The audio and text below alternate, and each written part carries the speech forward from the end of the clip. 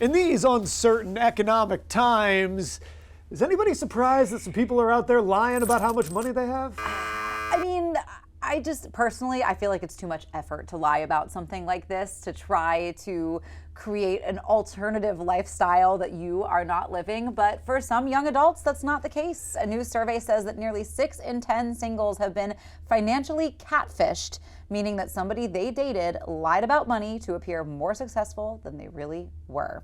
The most common fibs involved income, job title, and debt, with many people pretending to have a higher salary or hiding financial struggles to seem more attractive.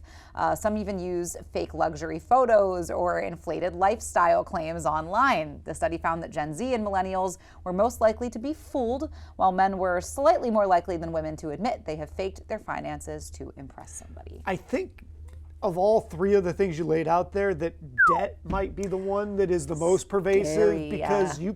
you might even be catfishing yourself into believing That's that true. you're doing better as you're just card, and just going, that's older Charlie's problem. Yep. Like, That's next month Leah's problem. We'll deal with that down the line. For right now, I'm taking a pretty woman out on a date, and I'm not going to look cheap. So I think that that's probably the place that it first crops up.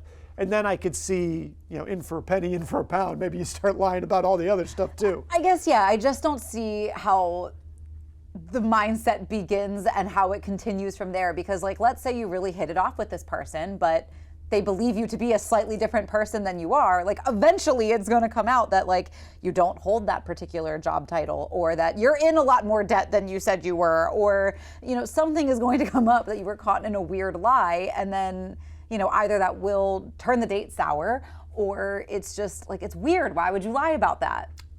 There's a lot of fake it till you make it, and it's a race between your reality and where you're trying to get to. So I understand why this stuff happens. I don't agree with doing it, but I get it. When you look around, especially for people who feel in this Instagram, TikTok age, that everybody is doing well, even though everybody is very assuredly not doing well. Right. I can see the impetus to try to keep up with the Joneses, even if you don't have the funds to do it. I do get that too, and I guess that's why it is more likely that your young adults are more susceptible to being financially catfished by somebody else, especially with, the sort of the perceived lifestyle that we're seeing on a lot of social media. If that is most of your exposure to what success looks like, or how you personally are defining success, is based off people whose content is doing well because maybe they're already wealthy and it's easier to promote that content if you have money already, and it's a cycle that maybe you're not fully aware of. I can see why, and I think a lot of the discourse online right now too, we are circling back to like, oh, all women are gold diggers, all men should be providers. Like, that is discourse that I'm seeing on social media right now, and I'm like, what are we doing here, guys? Because it makes this easy to get into. First of all, the all women are gold diggers thing is just silly. Yes. Just stop it, fellas. You don't know how bad you're making yourself just look. Hear yourself. But when it comes to the why would you fake it and this and that, well, from the one side, if it's what's drawing attention, that's why you're doing it. And if you're on the other side of it, the reason you might get cash fishes, you go, I'm going to stick around. If it turns out later this isn't a thing, You're right, true. Then I can always bail. So.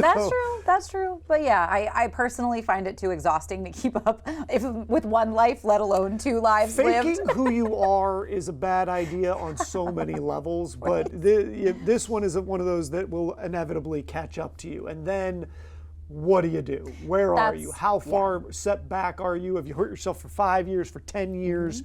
It's something that can follow you around for a long time. Yeah, that's why I feel like this one, of all the things to fake it till you make it, a secret financial standing is not necessarily the one that you want to fake until you make it. Like, don't do the spending until you've made it.